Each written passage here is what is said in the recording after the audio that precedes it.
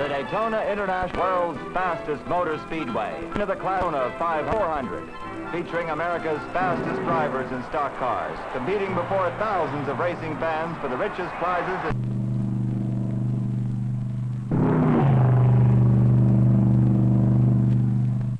But in all the history of the famous Daytona Raceway, the most incredible event was run before empty grandstands.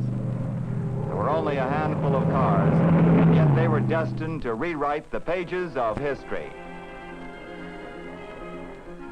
It was called the Comet Durability Run, a triumph at Daytona. Behind it, a red, white, and blue idea. Specially equip and prepare a team of American racing cars for high-speed driving. Start them around the world's fastest track at record-breaking speeds. Pause only for pit stops and see how far they could run. A public torture test that would help to build better, safer cars for tomorrow. And an openly staged all-out assault on the world's speed and distance records which now rest abroad. To be official, any speed or endurance run must be sanctioned by proper authorities. The top organization for international speed records is the Fédération Internationale de l'Automobile, FIA, and its American agent, the Automobile Competition Committee for the United States, ACUS. The National Association for Stock Car Racing, NASCAR, would supervise the United States record attempts. The cars were powered by the optional new Comet Cyclone High Performance 289 cubic inch V8 engine. They also were equipped with optionally available heavy-duty transmissions, drive shafts, and axles, and with variable rate auto-like shock absorbers, and their suspensions were specially stiffened to cope with the extraordinarily steep banks of the Daytona track. Racing tires and roll bars were also installed according to NASCAR safety regulations. When the cars had been checked and tuned by expert mechanics, they were turned over to NASCAR and FIA officials to be sure all safety precautions were observed and all parts were conformed to product certification filed with the sanctioning bodies. And then it was H-hour at Daytona. On the morning of September 21st, time for one last official briefing session for the crews. The NASCAR officials who would not leave the track until the last car called it quits, and the Longines timers, veterans of the world's top sports events, who would be responsible for exact timing of each car for every lap. And then final instructions for the drivers who would go night and day as long as the cars would run, and the mechanics who would gas and service the cars around the clock. Now the traditional slap on the roof, a good luck. And the cars roll off into formation.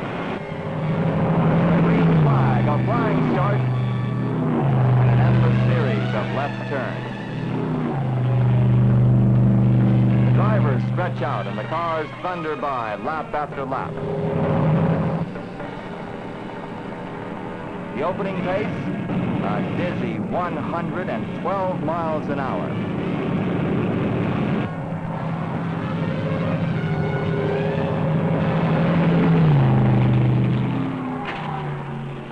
White, 42259.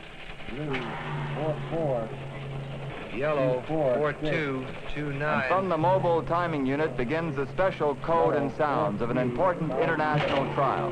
White, yellow. From the first lap, each car records its lap speed as it passes through the electric eye. 44 times each hour, the automatic tape registers each car's speed. Spotters identify the cars aloud as they complete each lap. 43. Batteries of timing devices check speed to the 100,000th of a second. This official timing procedure continues minute by minute, 24 hours a day for the duration of the run.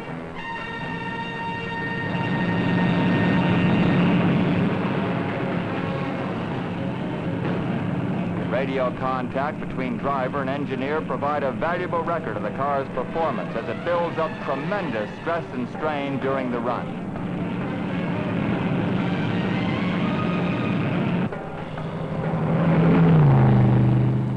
By by pre-plan, at the end of the second hour and every 2 hours thereafter, the pit crew is alerted and the cars peel off, one at a time, for a pit stop. Refueling, routine maintenance, any necessary repairs, and a change of drivers. Via the window, because doors are bolted shut for NASCAR safety regulations. Other rules prescribe that all maintenance or repairs be carried out in the pit area with standard tools, that all spare parts must be carried in the cars themselves. Any major repair to a car will make it ineligible at that point for world records. NASCAR officials are on hand at every pit stop to see that the rigid regulations are observed. The crews work fast because pit time is included in running time, but maintenance procedures are those used in the Comet owner's manual. 6 pit stops later, and the run is 12 hours old, and daylight fades into a purple Florida sunset. Night. With the taillights ahead and the guardrail lights as a guide, the cars roll on. And against the sky, a giant Daytona signboard paces the cars through the first long night.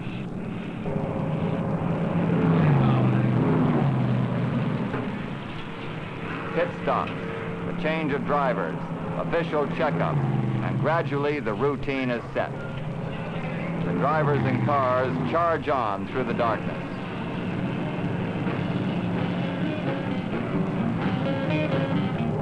Dawn, and the lead cars run 2,200 miles at an average speed of over 106 miles per hour, including time for refueling.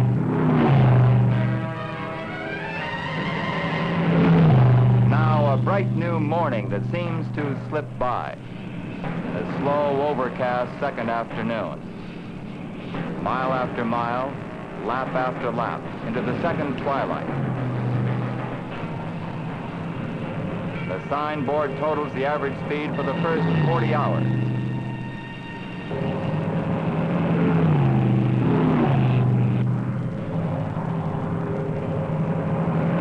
Drivers remembered only as the first of the rain-swept night. Dawn, a new day. Another. And another. And September 26th, the 5th day, with 12,600 miles under the belt. Timing vigil continues as lap after lap is compiled in the official logbooks.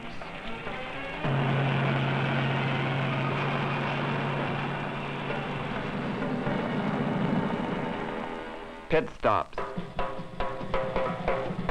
Sunsets. Crazy patterns of guardrail lights. New dawn. Brief stops. The time begins to run together now.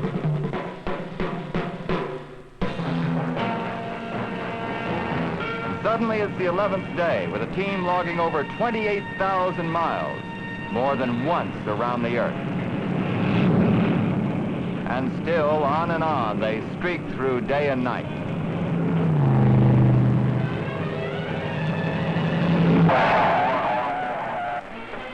Can you give us your gauge readings, please? Everything is 10-4.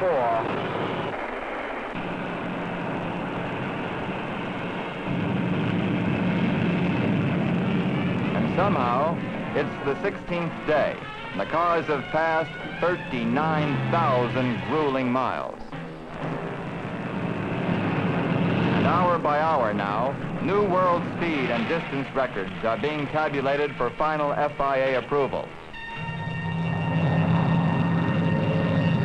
A few hours later, the cars break the 40,000 mile mark. With it, subject to final FIA approval, 19 high-speed endurance records formerly held by foreign cars come to America.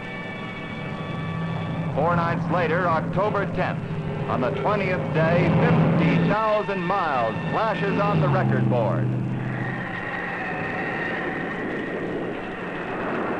And Hurricane Flora flashes into the news. And still the comets race on into the teeth of the gale winds, an hour after hour of tropical downpour.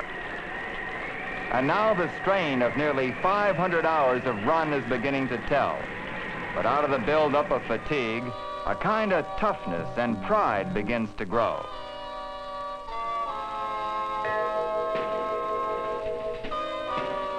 As the days pass and the cars incredibly race on, they know that they are part of something to talk about, to brag about for the rest of their lives.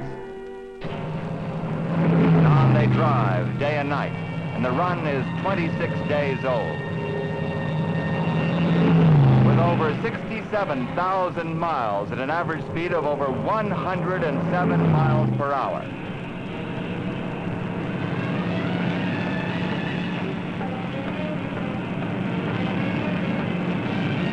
How much farther? No American car has ever attempted an endurance run of over 50,000 miles before. Hours later, the Comet team blasts the 70,000 mark at over 40 miles an hour faster than the previous world record holder. And on they race.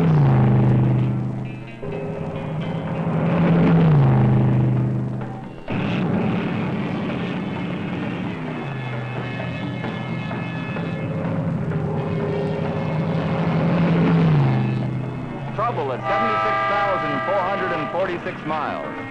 A broken valve spring and engine repairs close the official record books at this point for the fourth car. But after repairs, it too continues the run.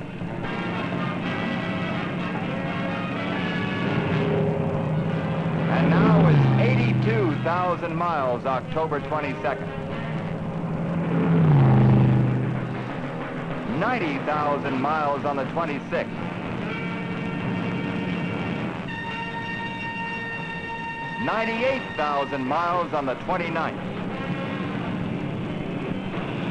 And it's October 30th, the 40th day dawning bright with a good omen. And there's a special cocky bloom on every face.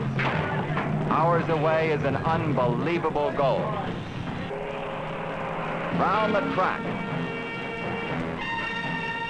Again. Again. And the engines roar full throat. Minutes away now. Finally, one more lap. And the lead car clicks past the 99,999 mile mark.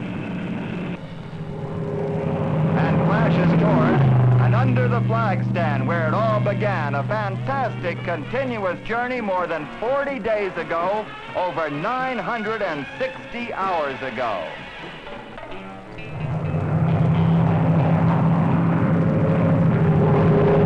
Spaced through the day, the three remaining cars take the checkered flag, thus ending what must be counted as one of the most astounding performances in automobile history. Why 100,000 miles? Well, they had to stop somewhere. Could the cars have continued much further? The drivers and mechanics say yes. How far? No one guesses. What happens now? The cars go back to Detroit for engineering analysis, which will guide the design of new and even better, safer family cars for tomorrow. Final scoreboard. All four participating comets finished the 100,000-mile run at an average speed of over 108 miles per hour. Three of them will establish, pending FIA and NASCAR approval, over 100 world speed and distance records. The Comet Durability Run, an American world triumph at Daytona.